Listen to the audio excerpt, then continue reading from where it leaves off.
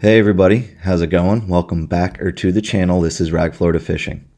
This is part 2 of my The Hunt for a Giant series, and a lot of this series is a lot of time spent bouncing from spot to spot, fishing with not much action, and it gives you a lot of time to think as an angler.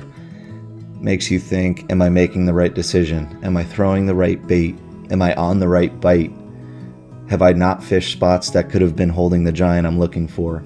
These are all things that, as an angler, you have to be able to kind of let go. You can't be fishing day after day after day with these thoughts nagging on your mind. You need to fish with a clear head, positive attitude, and good energy.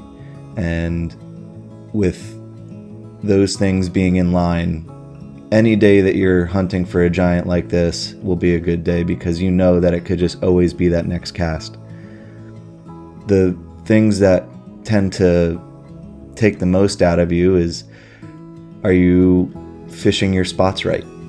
We all have tons of baits to use in different applications, and we have to pick one bait to throw at each spot that could entice that fish to bite. Am I throwing it right? Am I retrieving it right? Am I doing everything that I can to get that giant to eat? And it's frustrating, but it's also a beautiful part of this journey. And it's going to make that moment where that absolute behemoth snook moving over the gunnels of my boat, it's just going to make it that much sweeter. And I'm really excited to share the rest of this journey with you. It may be this trip, maybe next trip, it could be 10 trips, but when that fish is landed, it's just going to make it that much more incredible.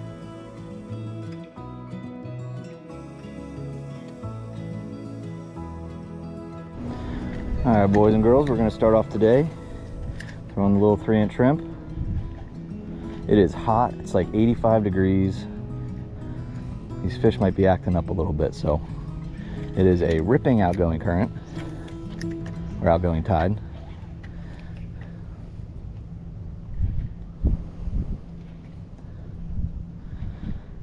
So I'm really just going to be letting this bait drift around a lot of the structure around here.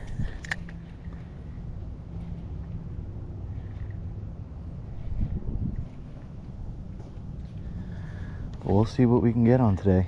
Looking for that big bite again.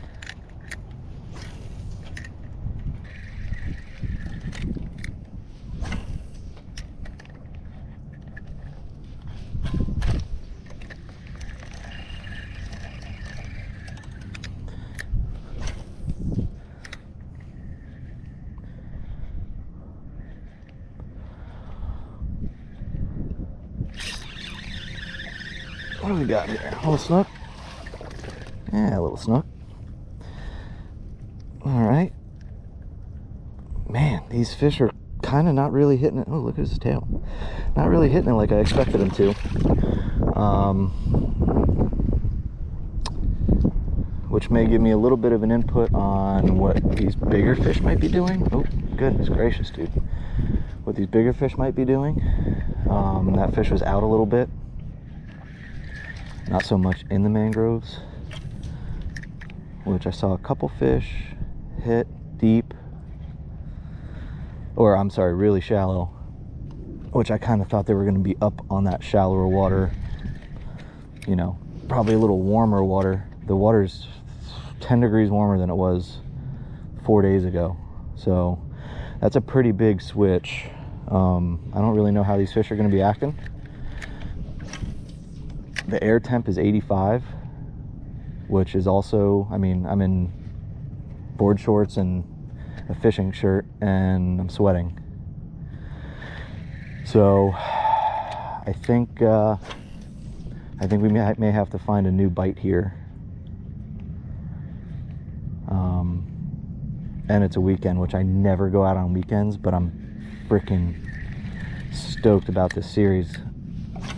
I really want to get a big one, and I think I can here soon, but that's a little better one.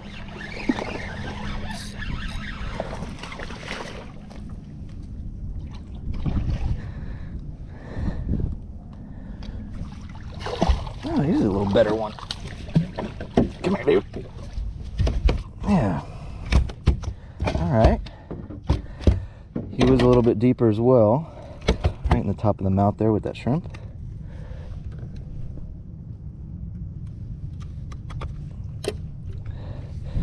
Beautiful little fish. All right, well, like I was saying, I think that fish was a little bit deeper as well. He was off the mangrove, so let's get retied and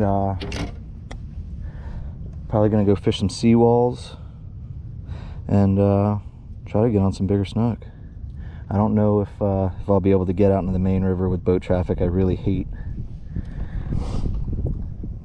dealing with that. That's just my pet peeve.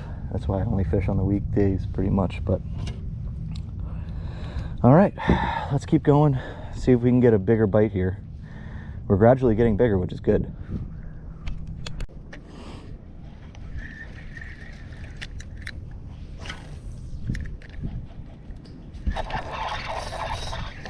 Oh, what was that? Was that a tarpon or a ladyfish? Huh. All right, well, I just spooked something off right there. That's sick. I'm gonna be throwing this 5.5 inch black and silver flake DOA jerkbait on a 5.0 wide gap worm hook, 40-pound mono leader.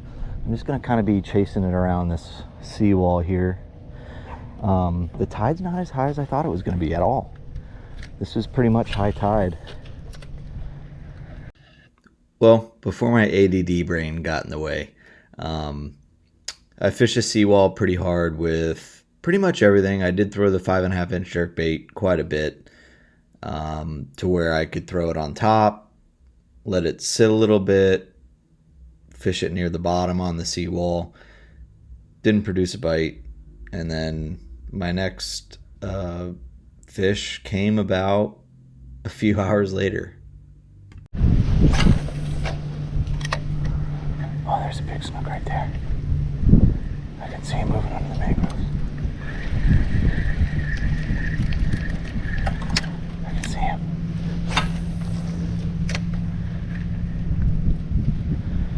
Oh, you've got to be kidding me. He's right there.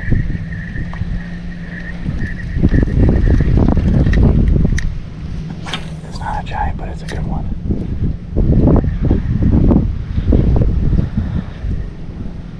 He's spooked off. He's right there.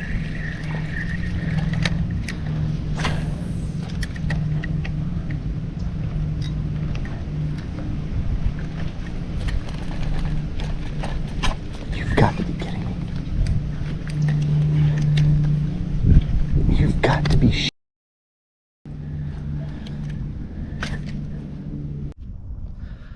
All right, guys. I'm gonna head back into some back rivers and see if there's any big snook hanging up in some of these mangroves. One thing I will say is I haven't found or seen any snook blowups on bait, aside from a couple glass minnows at a marina, in probably 8 or 10 trips. I mean, it's been weeks, if not months. The tide is really low. I'm gonna try to see if there's any just hanging up in these little shallow waters. I mean, the water temp is 71 degrees, which is 11 degrees warmer than it's been in the last week or two. So I really want to see if they're up shallow, because they're not deep. I mean, I haven't caught a deep snook. I mean, even when I was wade fishing, I was catching them shallow. I wasn't, oh no, I caught a couple bouncing off the bottom. I mean, I snagged that one that I can remember. But everything else was pretty high up in the water column. So I'm gonna kind of focus on that, see if we can get on a bite here, a big bite. But it's been a lot of thinking in between spots, and I mean, we got to figure it out. I know these snook are up shallow, so we just got to find them and get them to bite what we're throwing. All right, let's throw this little scramp.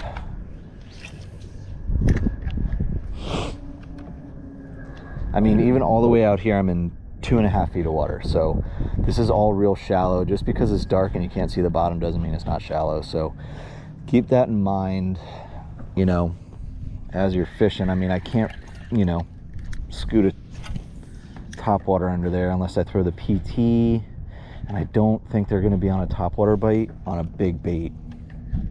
These, I mean, unless it's like a reaction strike from a spook, to be honest, because that thing is big and loud and might just kind of piss them off. But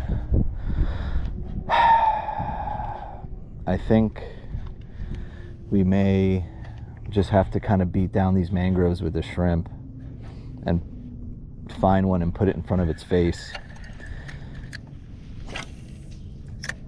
I mean, I've been seeing tons of mullet, like borderline like mullet run where I'm at numbers, and I haven't seen one snook blowing up on those baits. And like finger mullet too, not those big horse mullet that you see jumping through the river. I mean, yeah, I see them too, but a lot of these mullet are like perfect size. So, you know, these are also little things that I look at when I'm fishing. You know, I'm not looking at, you know, oh, there's mullet around, they're eating mullet. No. What most people don't see is, you know, they see that big mullet jumping and say, okay, that's what I'm going to throw. I'm going to throw a big swim bait or topwater. Meanwhile, I mean, I think the only thing I've caught fish on lately has been the 3-inch shad tail and the 3-inch shrimp. And it's not for lack of trying. I mean, I'm going out deep. I'm fishing big lures, small lures. I've had the 4-inch shad tail, you know, the 3-inch shad tail, the terrorize. I caught one catfish on the terrorize. And I would even throw, my last trip or two, I would even throw the terrorize where I knew fish were, where I was catching them on the shrimp. And nothing. So I think these fish are going to be higher up in the water column. I've been seeing some big fish. It's just a matter of getting them to bite whenever they're comfortable. And you know, when you guys, you know, are grinding out here, you make enough casts, you're gonna catch a fish. That's just the way that it is. I mean, like, I let up this whole little area because it's super shallow and I could see, and I don't see anything. So I'm going to go to the next little pocket that I see that I think could hold fish. So, you know, there's a lot that goes into this process. You know, I'm very excited to, goodness gracious, there's something making noise behind me, and I don't see any splashing or, but no, I mean, there's a lot that goes into this process, you know, studying what's going on around me, you know. As I'm throwing, it's not just focused on this. I'm listening, I'm seeing things. It's a lot of just kind of observing what nature's doing, what's around, what's the ebb and flow of what's going on. So that's kind of just how I'm looking at this journey. And gonna see what comes out of it. I mean, it is hard sometimes being in a smaller rig, you know, on those days where, you know, you want to get to a spot, you may be stuck, you know. It's not fun getting beat up and beat around by waves and wind and all that good stuff, but, you know, you try to do what you can and go catch some of them fish with a line on them, you know. It's a really fun journey to be on right now, and I'm very excited to see what ends up happening with this series.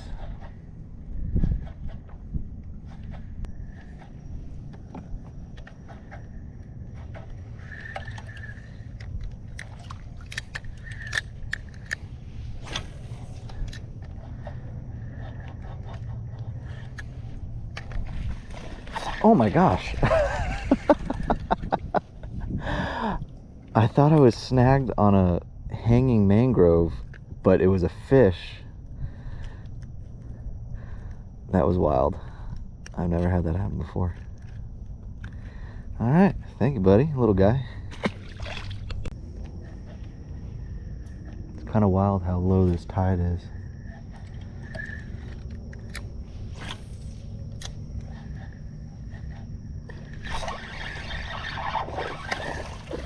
All right, little guy.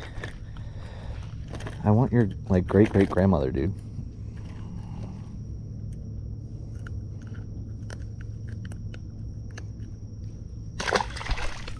Oh, there's one right there.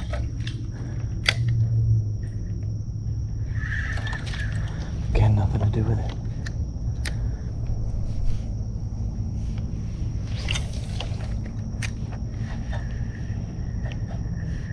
God, it stinks back here.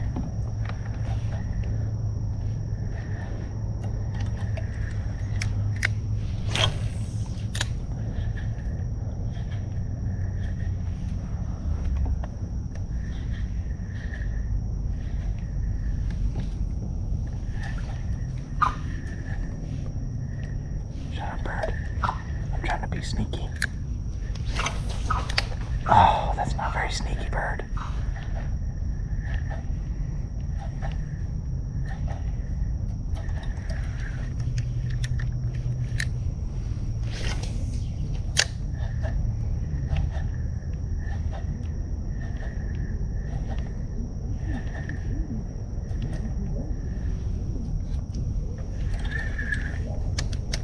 It's really stinky.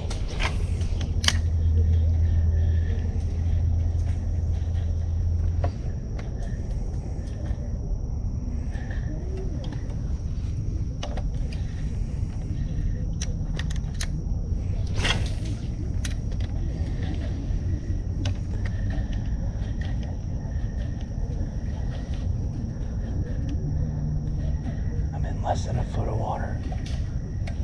Oh, where was that?